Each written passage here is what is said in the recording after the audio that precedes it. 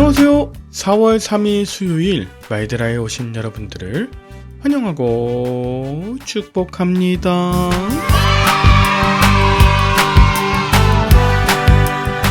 이번 4월 1일부터 열왕기상 1장을 묵상하기 시작했잖아요. 그런데 두란노에서 나온 생명의 삶도 열왕기상을 묵상하더라고요.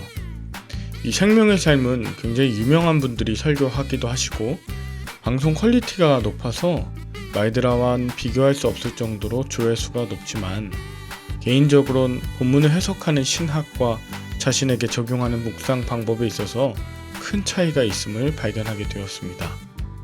성경 속에 나오는 인물들을 의인화하는 데 몰두하면 보이지 않게 되는 것이 많고 탐욕과 죄악을 합리화시킬 수 있기 때문에 늘 하나님의 은혜와 사랑을 중심으로 바로 내게 하시는 말씀을 듣는 훈련이 필요하다 생각합니다.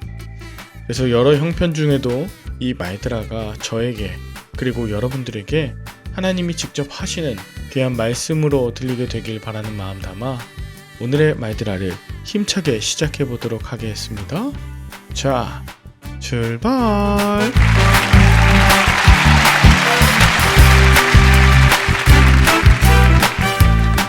오늘은 열왕기상 3장입니다.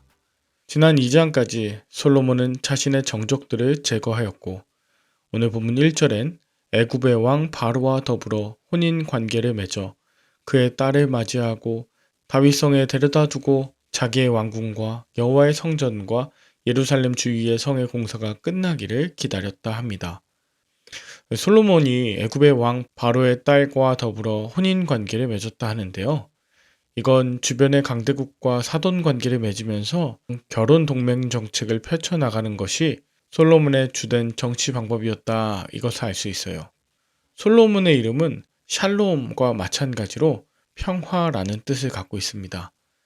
그런데 솔로몬이 말하는 평화는 다른 강대국들과 결혼 동맹을 맺음으로써 전쟁을 하지 않는 평화였죠. 솔로몬이 이 결혼 동맹 정책을 펼치면서 이스라엘 주변에 있는 모든 나라들과 사돈 관계를 맺고 공주들을 왕비로 맞이하면서 그 이방 사람들과 또 이방 문화 그리고 그들이 섬기는 이방 종교가 이스라엘로 유입되기 시작합니다. 솔로몬은 자신의 아내가 된 그 이방 공주의 종교 생활을 보장하기 위해 이방 신전들도 지어주죠. 그러니까 이방의 우상들을 합법적으로 유입시킨 자, 바로 솔로몬이라 할 수 있습니다. 즉 솔로몬은 여호와의 성전을 지은 것으로 사람들이 많이 기억하는데 사실 우상 신전을 수십 개나 건축하는데 그런 신전 중에 하나가 바로 여호와를 위한 성전이었던 것이죠. 바알 신전도 건축했고요. 그모스 신전도 건축하고 밀곰 신전도 건축했습니다. 그렇기 때문에 솔로몬이 왕으로 있는 40년 동안 계속해서 토목 공사가 진행될 수밖에 없었어요.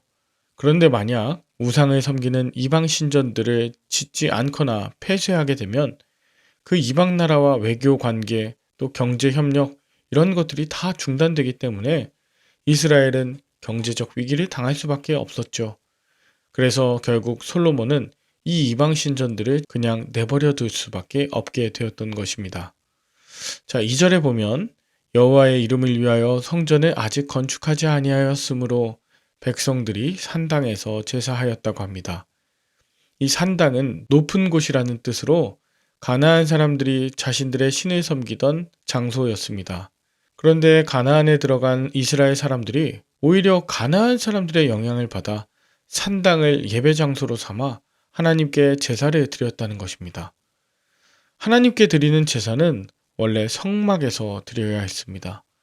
그러나 자연스레 이방인들이 섞이고 가나안 사람들과 어울려 살다 보니 결국 이방 사람들이 자신들의 신을 섬기던 그 산당에서 제사를 드리게 되었다는 것이죠. 그래서 솔로몬은 3절 여호와를 사랑하고 그의 아버지 다윗의 법도를 행하였으나 산당에서 제사하며 분향하더라 라는 말이 나오게 된 것입니다. 하나님을 사랑하고 아버지 다윗이 말한 법도를 다 지켰다 했는데 어떻게 온전히 제사 드리는 방법을 모를 수 있단 말인가요? 게다가 4절 솔로몬은 기브온의 산당에서 1000번제를 드립니다. 기브온에서 가장 높은 곳에 1,000마리의 소를 한 번에 드렸다. 이게 1,000번제입니다.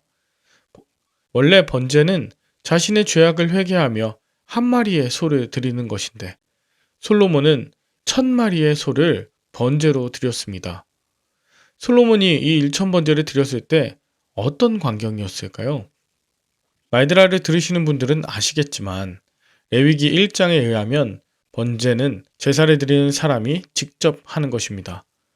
번제를 드리는 자의 죄가 짐승에게 전이되고 흠없는 짐승의 의가 나에게 전이되도록 짐승의 머리에 손으로 안수를 합니다.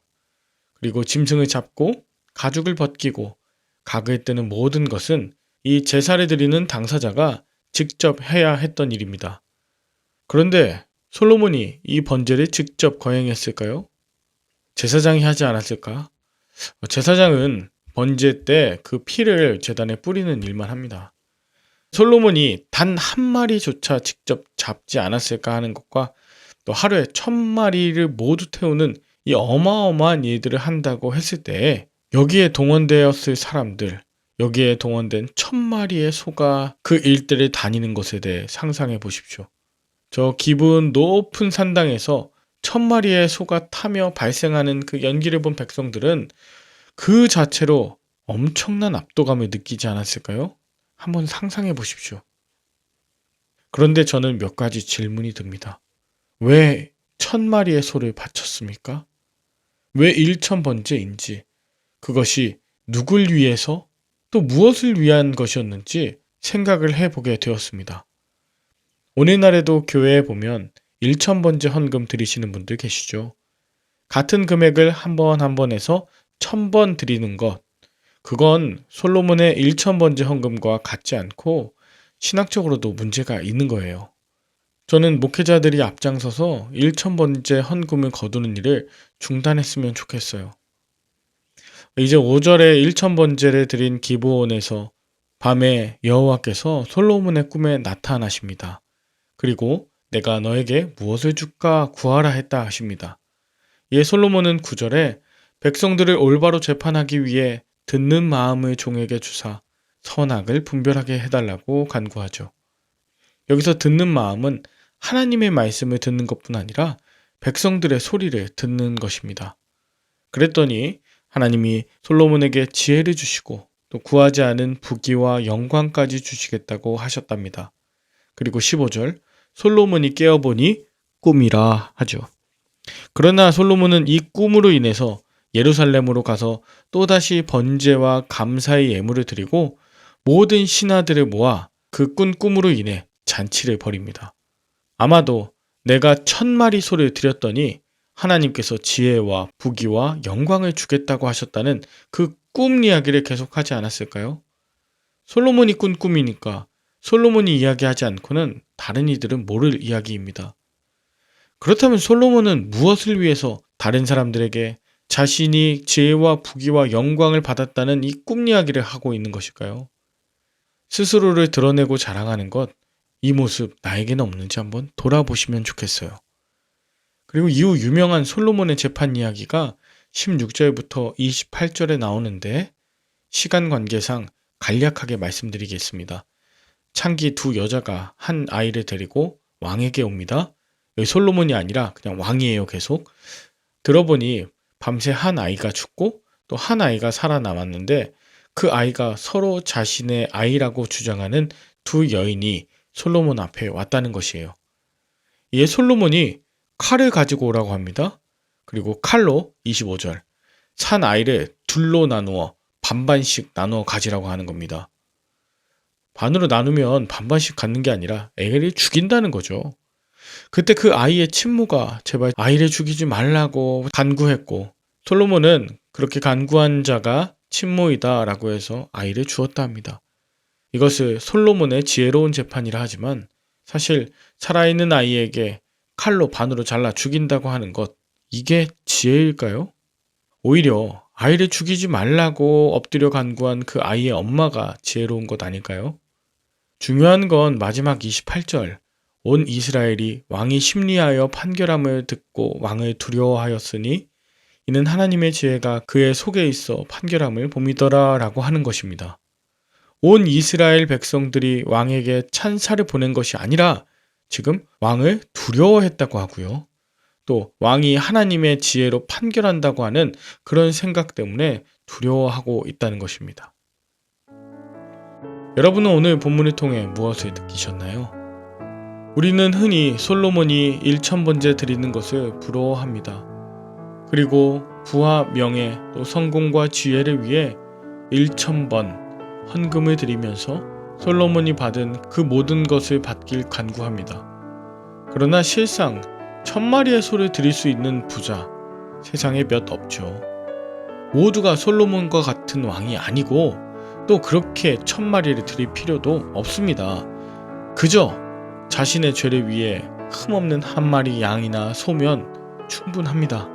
그것이 번제입니다.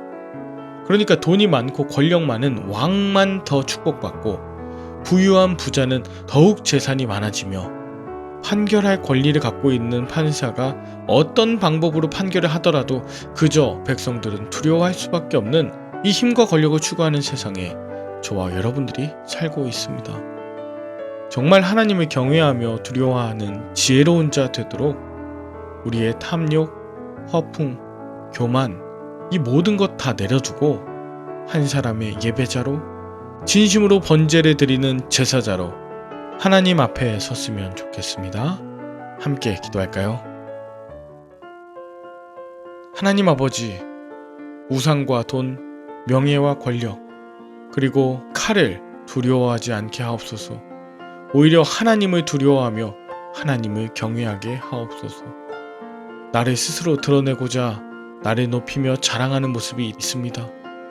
그럴 때 오히려 남을 높여주고 함께 주님을 높이는 삶을 살도록 내 입술과 온몸을 주관하여 주시옵소서. 혹시 나의 탐욕으로 인해 억울하게 피해를 받거나 죽음의 위협 앞에 놓인 자 있다면 사과하는 용기와 돌이켜 회개하는 지혜를 주시옵고 자녀들을 살리기 위해 내 목숨도 아끼지 않는 참 사랑의 어미, 아비들 다 되도록 축복하여 주시옵소서. 감사를 드리며 예수님의 이름으로 기도합니다. 아멘. 오늘도 좋은 하루 되시길 바라며 저는 내일 다시 찾아뵙도록 하겠습니다. 샬롬.